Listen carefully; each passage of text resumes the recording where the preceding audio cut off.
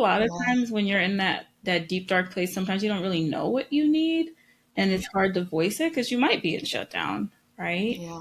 Um, but it's gold to have somebody who's not afraid to sit with you in the muck and just be like, you know what? I don't really know what to say or do, but I'm here with you. Welcome to the Medical Trauma Support Podcast, the show where we shine a light on the hidden impacts of medical trauma, explore tools for healing, and empower you to take control of your health journey. I'm Sarah, your host, a passionate advocate for trauma-informed care, somatic healing, and compassionate conversations. I'll bring you expert insights, healing strategies, and personal stories of resilience to help you feel seen, heard, and supported on your path to recovery. Hello, everyone, and welcome back to the Medical Trauma Support Podcast. I'm Sarah, your host, and today I have Shakira Ogero with me. And Shakira goes by Kira. She is a therapist with a private practice in New York called Cheerful Heart Mental Health Counseling.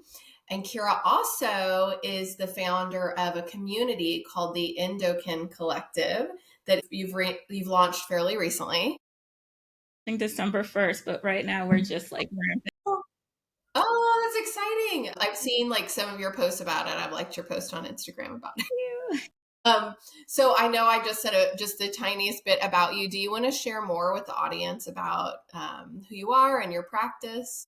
Yes, I am a native New Yorker, licensed mental health counselor. As Sarah mentioned, I am licensed in New York, but I'm also licensed in several other states, including California, New Jersey, Pennsylvania, and South Carolina. I have a diverse experience background, but my heart lies in working with those who have medical trauma, chronic illness, terminal illness, and especially those related to women's issues such as endometriosis, adenomyosis, uterine cancer, fibroids, you name it. I have a very strong passion for working with that population, also due to my own lived experience dealing with medical trauma, endometriosis, and adenomyosis, which is like a sister condition to endometriosis.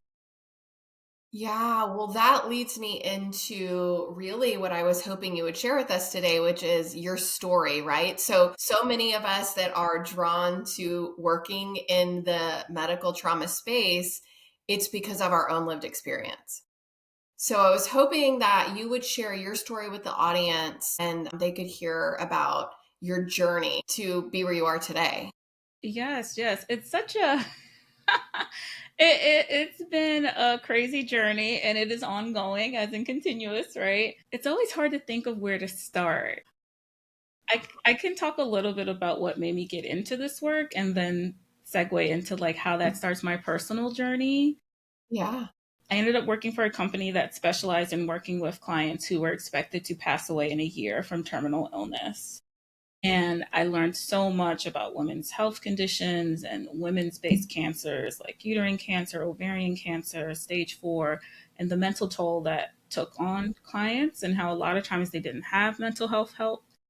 In the midst of that job, I actually started having severe symptoms of endometriosis that nobody could understand what they were. It was always the same types of conversations of, oh, you're too young to be having migraines for like 2 months straight, or why are you always hot? I think if you lost weight, you would feel better. So a lot of body-based shame Yeah. used as scapegoating for not finding the root of what was going on with me.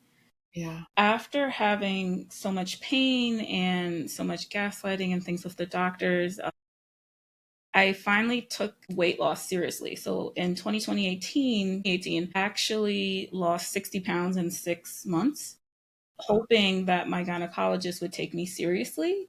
Yeah. And when I lost 60 pounds, I actually got sicker. I was in the ER more often. I had pelvic pain off of my period. So I was in constant pain. Um, and only after I lost 60 pounds did my gynecologist agree to do more. And then at the same time, Let's pause there. Let's pause there because that must have been really hard to be showing up to your doctor and saying, I am in pain. This is happening to me. And being told, well, it's because you need to lose weight. extremely hard. And frustrating. Some of the assumptions the doctors make, like, oh, because you're so big, that's why you have such heavy bleeding and so much pain. And I think at one point the gynecologist she was insinuating I wasn't sexually active because of the disease, even though it was like a personal choice at the time. So it's amazing how some practitioners just cannot see you fully as a person in the room. And that in itself is traumatic Yes. and very hard. Yeah. Yeah. And I would think, as a woman, those kind of appointments are already really vulnerable, right? It's a very personal part of your body. And you want to walk into a space and feel very seen and cared for and listened to and validated. And I'm sorry that you weren't. Yeah, and I think it's a common experience, Yes. very much a Yes. common experience. And even just thinking about how after losing 60 pounds, I just remember the doctor remarking, like, oh, you look so good. Like, you must feel so good. And I'm explaining to her, like, no, actually, I don't feel as good as I look. And only then did she agree to send me for an MRI. And she sent me for an MRI. And on my report, it said I had adenomyosis. And she said my report was unremarkable. And I didn't even know what adenomyosis was at the time. And so she never discussed it with me. I didn't know what it was. I didn't even think to look it up, ask questions, or anything like that. I feel like a lot of times when I went to the doctor, I was very shut down. And if I Yeah. wasn't shut down, I was fawning, trying to people please, hoping that if they like me enough, maybe they'll do more this time, and look past whatever they're using the scapegoat, to not take steps to do more testing or ask more questions or prescribe pain relief. Yeah. So I didn't. Nothing happened after that, rather than me getting sicker. And Yeah. yeah, I want to pause you again. I'm sorry. you're But fine. like, when you talked about, I want to like talk about these two things separately: shutting down at a medical appointment and fawning. And let's start with shutting down, because I know that people listening also have that experience, because it is one of the things that our nervous system does, right? When we feel like we're in danger. Absolutely. Because I noticed I'm a very like planful person. Like I like to plan and have questions ready and everything. So I'll have this whole spiel to go into the doctor to ask questions and tell them what happened. But I notice as soon as I get into the doctor's office, I can't say anything. Mm, Right. And it's not under my control. It's like literally my nervous system feeling that threat. yes. And that's what shutdown is. It's like your nervous system is like, this is too great of a threat for me to mobilize, for me to do anything, for me to ask something, for me to say no. So I would just shut down. And sometimes I couldn't even say yes or no. Or Yeah. I found myself kind of trailing off and mumbling a response, like just kind of like hunch down, low Yes. voice, look down. When I wasn't feeling that way until I entered the doctor's office and I would see their white coat and that look in their eyes. Like I don't know how to describe it. It's almost just like this uncaringness, just like, okay, you're the eighth one today. What do you want? Yeah. So that's shut down. Yes. I know there are people listening that really relate to that. And I'm hoping that hearing that makes them feel like you're not the only one, right? You're not the only one. There's nothing wrong with you. It is your nervous system feeling like you're in danger, and you're in danger, but it doesn't feel like you're going to be able to fight or run. So yeah, you drop more into that shutdown. And then you've got another nervous system response that you talked about, which is fawning. So that's another. So I'm curious too, was the shutdown kind of earlier days and the fawning, it was, yeah, Yes, I shut down a lot more when I really didn't know what was happening. yeah, As I learned more about what's happening, I was able to come out of shutdown a little bit more, Yeah. but I still wasn't able to go through what I planned to do or be direct or, express displeasure. It's always just kind of like I'm looking for commonality with the doctors. I'm just like, oh, like my private practice is in White Plains and we're in White Plains and I've been working here for almost like 6 years. And then it's interesting too, because a lot of times doctors would, I feel like they can't place me because like they're trying to like figure me out. Like even in my medical records, they have like race unknown and things like that, even though I'm African American. So I feel like it lends itself to more conversation and more of like the doctor trying to peg me, right? Like, okay, where do you align? Who are you? How can I label you to make sure I understand what may be going on here, or what can I assume, or what do I need to dig into further? And a lot of times when I felt like doctors didn't understand my identity, they talked to me a lot more, right? And shared a lot more. And especially when I disclosed I was a therapist. I think that was my favorite way to get the fawn going, because then they start disclosing things to me and I'm just like, okay. Yeah. So the fawning just came from getting out of shutdown, right? Like I noticed this is a threat, but it's not such a big enough threat that I can't act, that I have to like play dead. But Yeah. it's still such a threat that I can't feel like I can assert myself. The only thing Yeah. I can do is try to like get you to like me with the hopes that you will heal me. Like you will make this go away. Like you will make my life better or get me back to the quality of life I had before. Yes. So I hope that kind of answers the question of like the shutdown and the fawning. Yes, it does. And I know that again, there are a lot of people that do that same thing, right? They fawn because they want to have this person connect with them, to have this person like them so that they are accepted and cared for. And again, like that's one of the things we do as humans, right? To try to connect. It's not the same as that connecting of like, oh, I feel safe and connected to belong here. It's more of the what do I need to do to fit in? Right. What do I need to do to fit in here so they like me and they are going to take care of me. And again, for the audience, that is very common. You're not alone if you're doing that. And then another thing to just say to the audience too, it's like Sarah and I are therapists, right? Like, and like I can speak for myself. I'm having these responses knowing what they are. Eventually, in the beginning, I didn't because I didn't have as much trauma training as I would have liked in my training. But as I was going through more and more and more, I learned a lot of what was happening was Yeah. trauma responses. But I'm like, having the knowledge does not exempt you from experiencing the thing. You know what? Was it yesterday? Yeah, it was yesterday morning. I went to the dentist. Hmm. Having the training doesn't mean you don't get scared. Like I was in sympathetic charge big time. But the thing that I do have is that I knew I was in sympathetic charge. I'm like, oh, nervous system, you are scared. So between the shot and before they started working on my teeth, the numbing shot, I was up moving my body. And I have found a wonderful trauma informed dentist. One of the first things that he said was, would you like me to tell you what I'm going to do step by step, or would you rather I don't tell you? That alone, right? Alone to me was just so trauma informed. Like, and I did want to know. And then when I said, okay, while this is starting to work, I'm going to get up and walk. And they're like, yeah, get up and walk.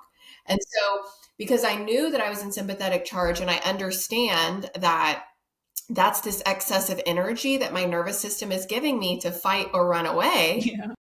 I need to move this out because I'm about to be laying in a chair for an hour. Mm-hmm.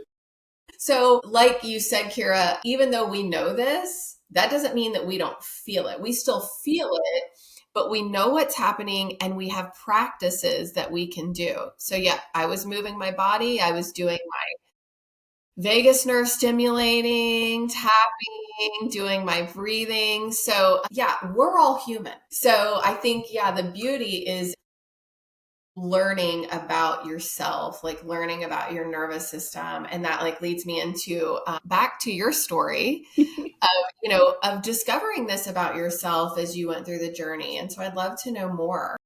Yeah, I think part of what helped me learn that I was going through medical trauma was like my own frustration with myself and a lot of shame. And I'm the type of person who tries to learn as much as possible. Like I'm always in there training, I'm reading something, I'm watching something educational. And I was just like, research, like, why does this happen? And I was shocked when they said, well, it's like a trauma response. And there were so many other things I was experiencing I didn't know, like the avoidance of going to the doctor. There's times I've been sitting in this very room in my house and in so much pain that I'm screaming, I can't put on my pants. I'm like sitting half dressed in my apartment.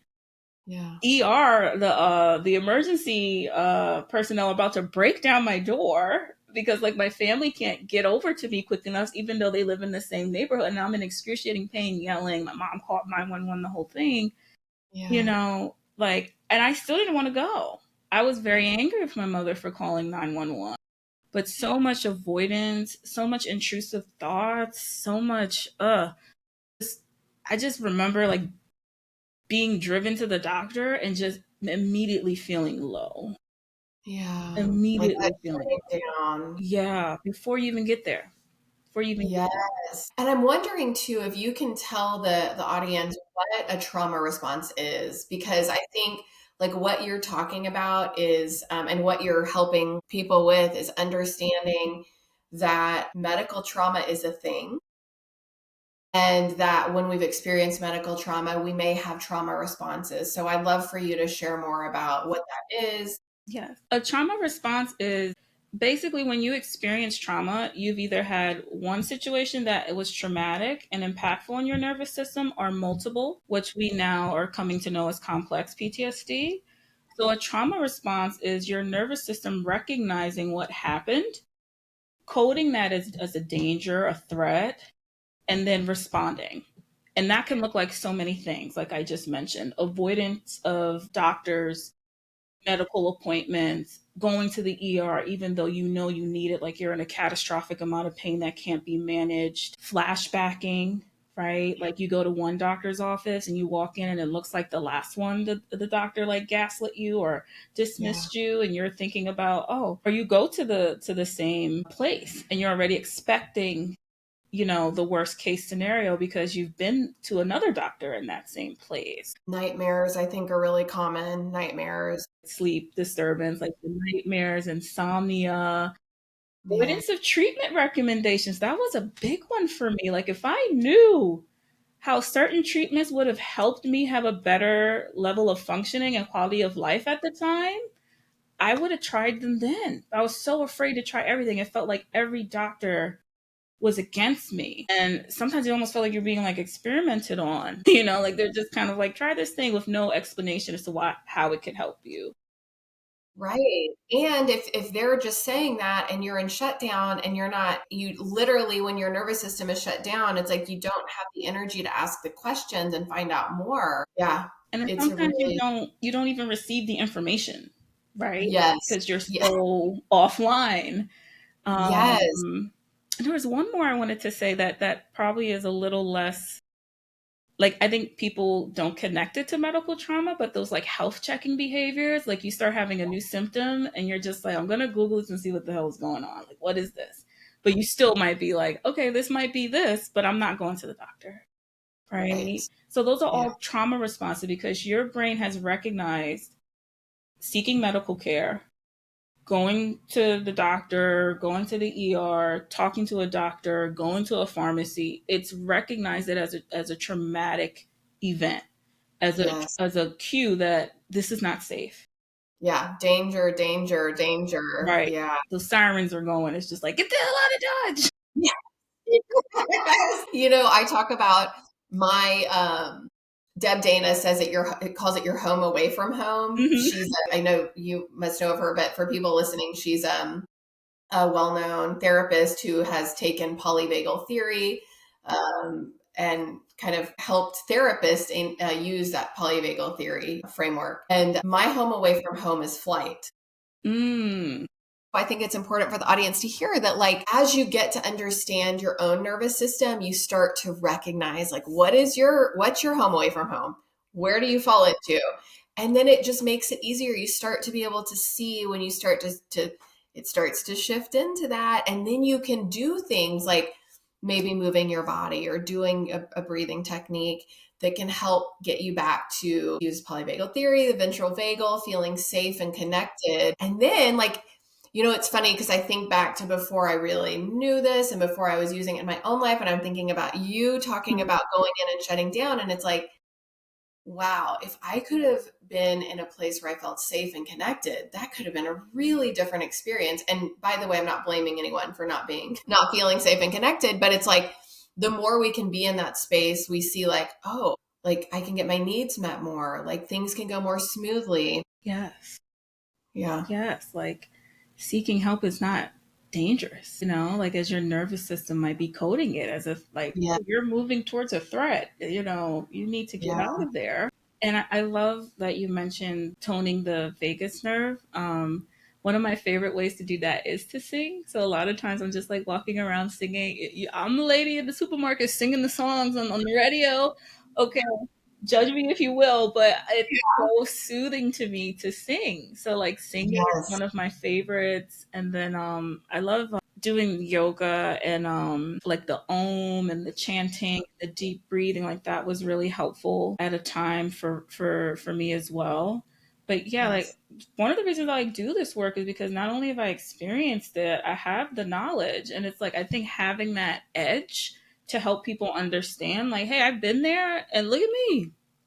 Right. I came out of it too, and you can too. Yes, yes. And that's another reason I'm such a huge fan of peer support. And, you and I have also talked about this before because I have my peer community. You're building your peer community right now. It's peer work is so helpful because you are with other people who have been through it.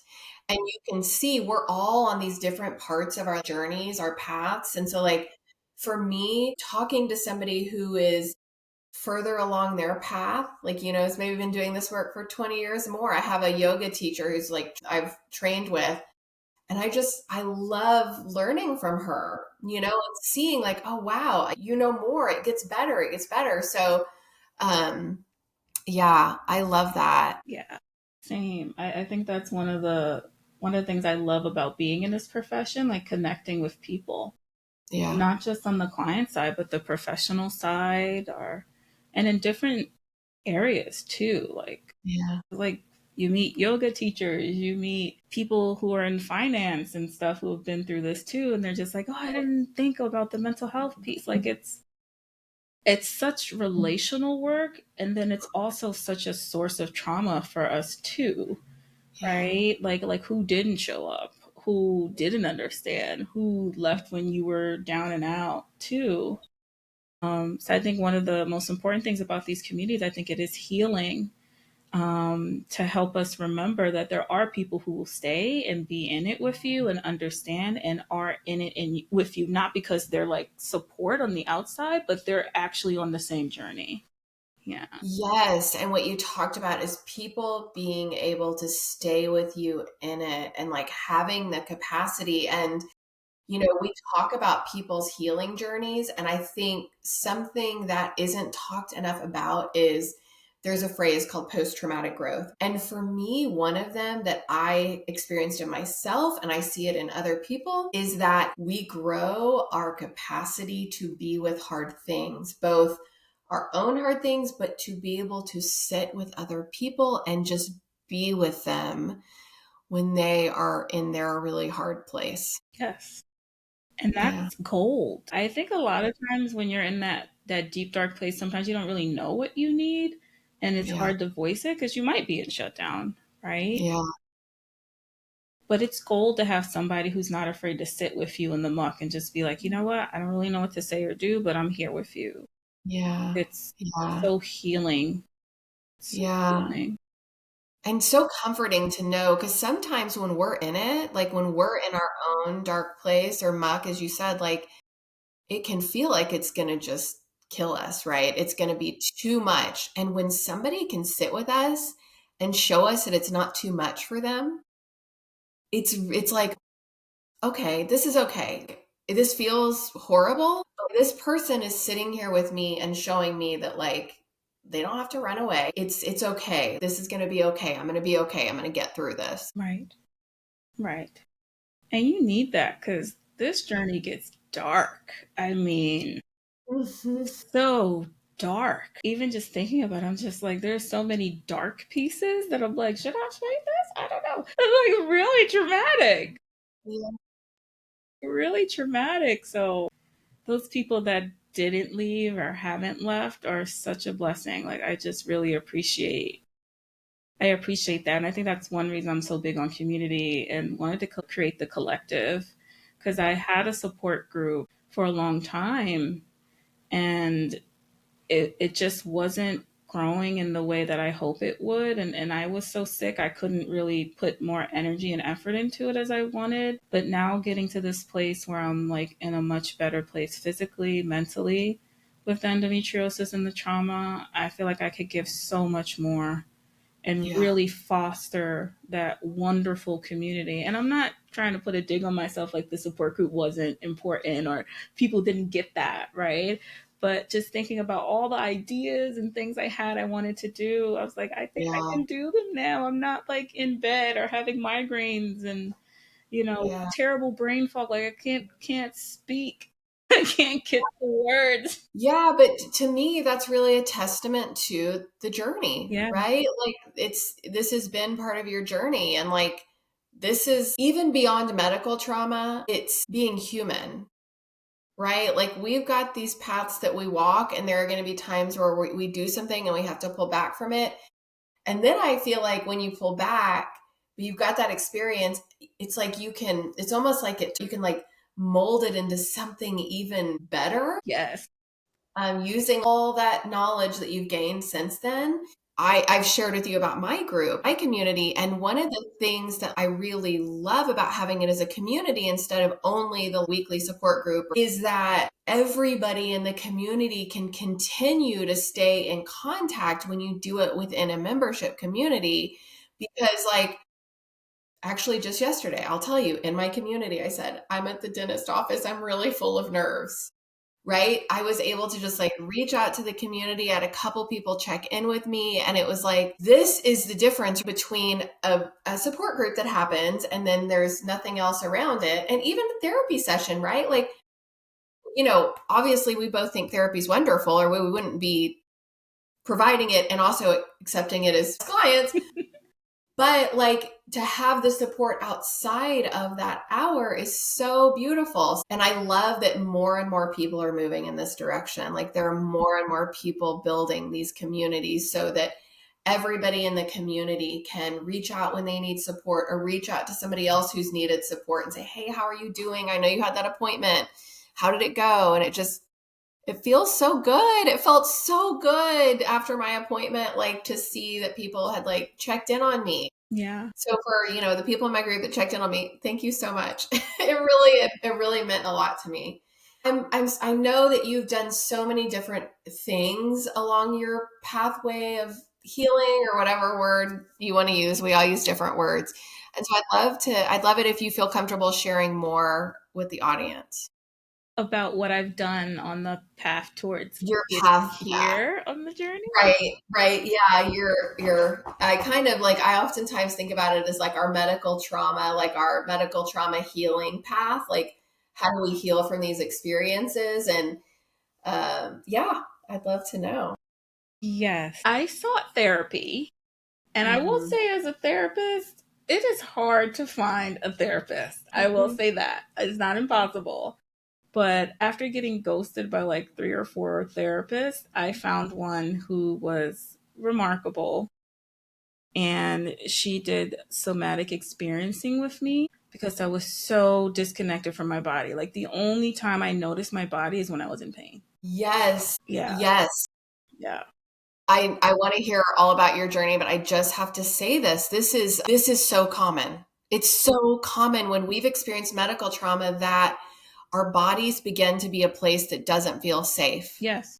And then imagine what our nervous systems are doing when our home doesn't feel safe. And so it's like being able to like calm and go into parasympathetic is almost impossible. Yeah. Yeah. Because if the only time you're aware is when your body is picking up a threat, then there's no break. There is no like noticing like, oh, I'm not in as much pain today. It's just Right. like now I'm just having pain here versus everywhere. Like it's just only tuning into the pain, which Yeah.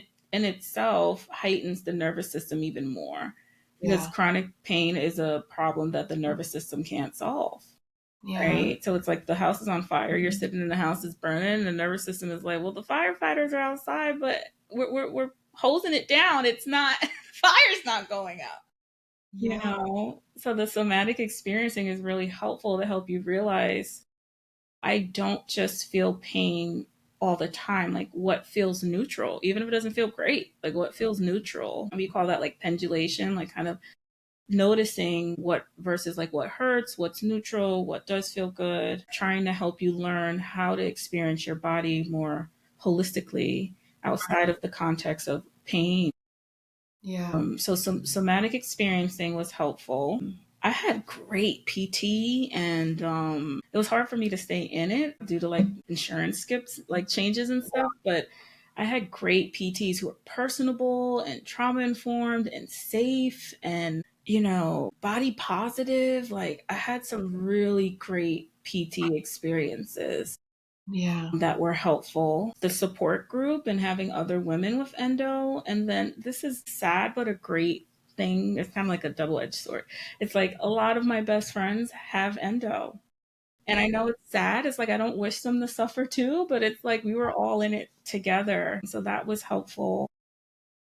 At the time, I was in a very serious relationship. So, like, having my partner was helpful. And I think most important, like, doing this work with other people Mhm. was so rewarding and helpful. Because one thing about medical trauma and endometriosis and any type of chronic illness, terminal illness, it disrupts your relationship to your sense of self, Yes. right? So it's like, even to this day, I have to keep talking myself off the ledge. Like, okay, you're competent. You know what you're doing. Stop doubting. But when you're sick, you sometimes just feel like I don't know what I'm doing. Like I'm so tired, this or that. Even though you're probably a cut above the average person, even Yeah. at capacity, right? So I think doing this work, helping my clients, being present, gaining more competence and training really helped me to retain a sense of self outside of endometriosis. And I think one of my favorite things to say in my group was like, you don't have to be endometriosis this month. How about you just take a break from it? What would that look like? And I know sometimes it's hard to fathom. It's just like, well, how the hell am I gonna take a break from it? I get my period every month and I'm in pain. So what are you trying Right. to say, Shakira?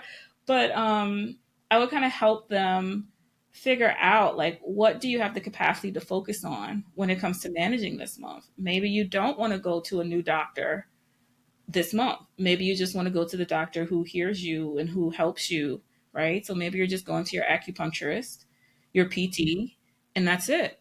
And then you'll get a consult with a surgeon or something else next month when you check in with yourself, right? I think pacing is important too.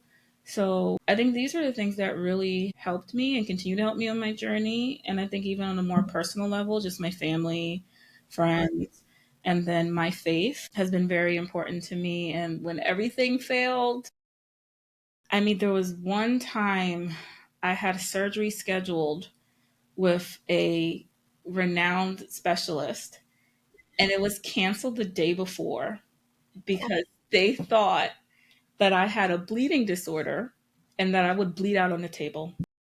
And I'll never forget the level of despair I felt in that time and the way like my church family came around and my mom and my dad and my friends, like but even then there was a limit. Like there was times you could just feel like you were like a burden or too heavy and they would kind of retreat a little. And those times where you just felt like alone in the muck, Yeah. even though you weren't, it felt like that. Like it was an experience you were feeling. It was a feeling you were experiencing, not an experience you were living per se. Yeah.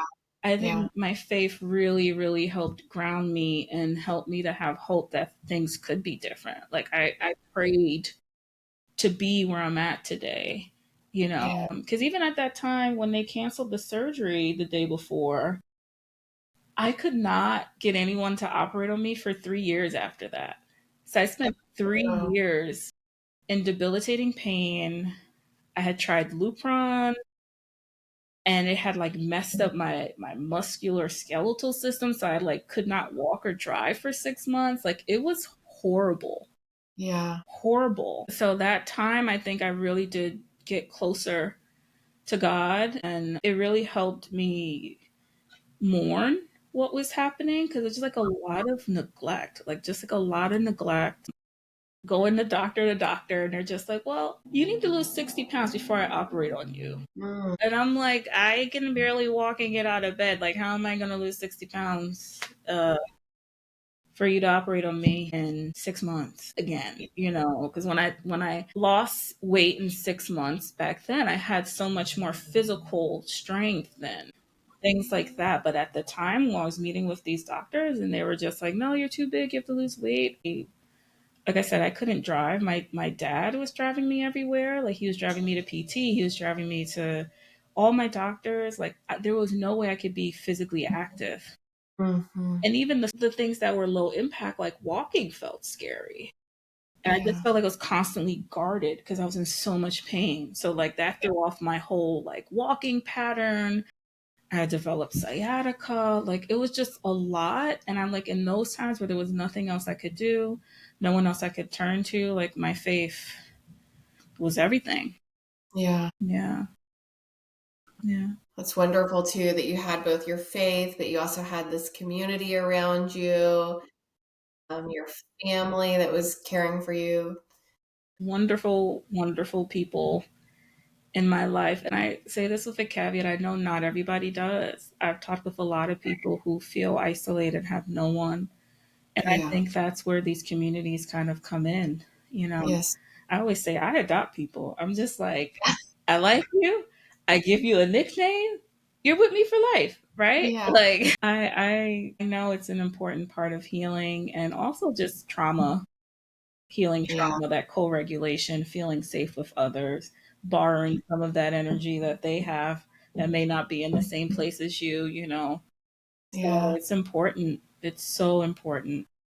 Yes. Yes. That community and that support is so important. And it helps us to feel a sense of safety, right? Knowing that people are there and care about you. It's just as humans, we need that to feel safe. And we crave it. I think with medical trauma and stuff like that, not feeling safe in your body, not feeling safe with anyone, Right. when you find someone you feel safe to, it is an experience, like a really good one. And I would even say the same thing for like doctors. Like when you find a doctor you feel safe with, I don't know, I would say this in jest, but I always feel like a stalker. Like just like, oh, you don't take my insurance anymore. Oh, you moved to a different practice. Like, where did you go? Like, 'cause you're like, no one's made me feel like this on that journey. So it's so hard, but there are good people working out there Yes. who really are trauma informed, who are informed about what you're dealing with, and will help you too. Yeah. And it's such a different experience, such a different experience. To go back to my dentist appointment yesterday, being with this kind, trauma informed dentist was such a different experience from some that I'd had before. And it's like, it feels like it's like a little healing, right? Like, because you walk into a space and you're scared, and somebody's kind with you and gentle. And it's like a little piece of that trauma gets to heal, I think, each time you show up and you're held in kindness and presence and attunement. Yes, and I think it kind of fills your hope reservoir because that gets depleted so quickly and easily, and it's just like, oh, like this person actually gives a damn about me. You know, when you feel like no one cares. Yeah. So it's important. And I would love to do more training and consultation for providers to become that caring responsive, trauma informed practitioner. I think they're hard to Yeah. find. I just had this wonderful doctor on. Her name's Dr. Laura Votter, and she is so thoughtful and compassionate. And something else that's really amazing is she is also teaching new doctors. Yes, but one of the big things we talked about is the system, the medical system needs to change so that the clinicians working inside of the medical systems get what they need and they're treated like humans, right? Within the system. And one of the things she talked about was how when you are sleep deprived, as a lot of doctors and residents and medical students are, there is a physiological depletion of empathy, and it happens to every single one of us. And so there are so many, like you said, like there's so many amazing doctors out there. And I think all of us who are in this space, and actually everyone who's a patient, right? There are little things we can do to advocate for a better system. And a big part of that is for medical providers to be better supported within their systems so they can then show up like these amazing doctors that we have experienced, right? Like these ones that we've found that are just so healing both physically and emotionally to, the previous traumas that we've experienced. Yeah, and I think you're right. I think it is a systemic issue that I feel like by design feels difficult to address from the root of the system. But if we can go to the professionals directly, I think we can have some really good traction. And I've had some really good doctors, like doctors who just humanize you. I had a doctor before, she was just like, you know what? I don't know. I know you're telling me based on what you've heard from the community of women with endometriosis, this could be helpful, but I don't know. If I can do some research and get back to you and we can work Yeah. together on see if I can prescribe this like off-label treatment for you, then yeah, I would do it.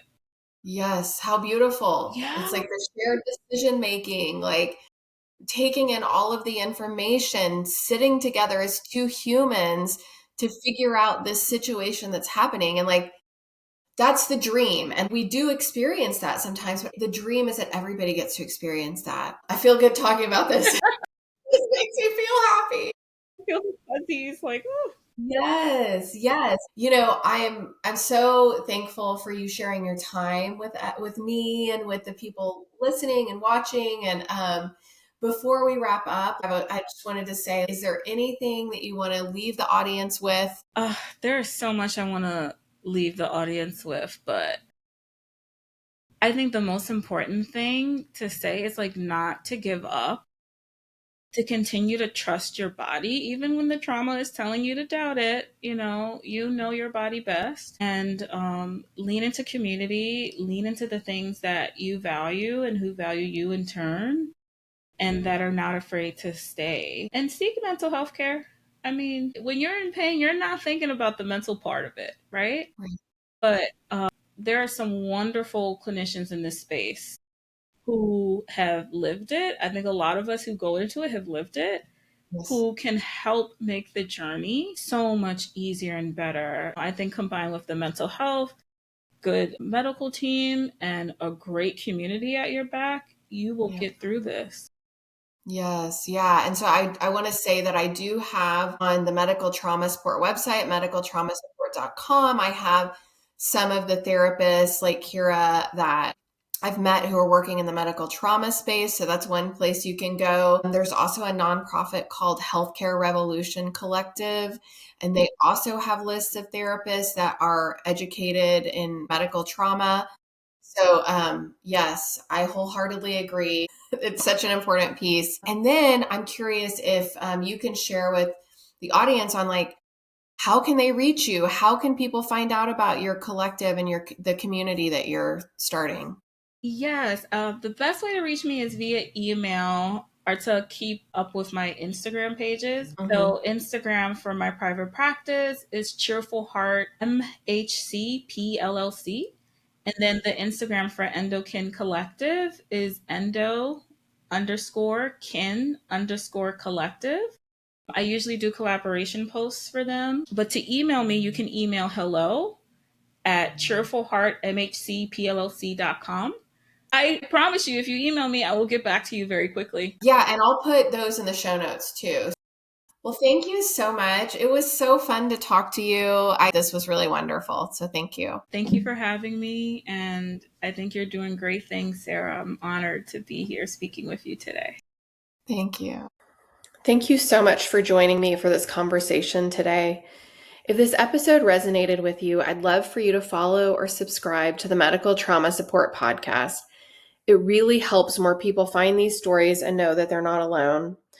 And if you're looking for a place to connect with others who understand what it's like to live with and heal from medical trauma, I invite you to check out the Befriend Your Body community. It's a supportive space where we explore somatic practices, nervous system education, and peer connection to help you feel safe in your body again. You can learn more and join us at medicaltraumasupport.com. Thank you for listening.